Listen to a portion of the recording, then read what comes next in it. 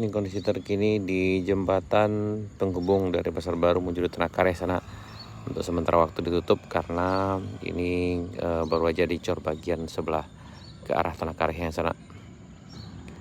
Sementara yang tinggal sekarang adalah bagian ke Pasar Barunya.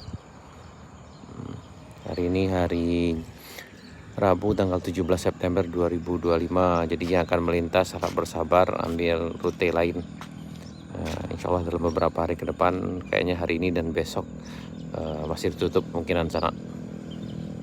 Nih udah selesai nih di cor, tinggal di bagian ujung sana ke arah Pasar Barunya yang belum selesai.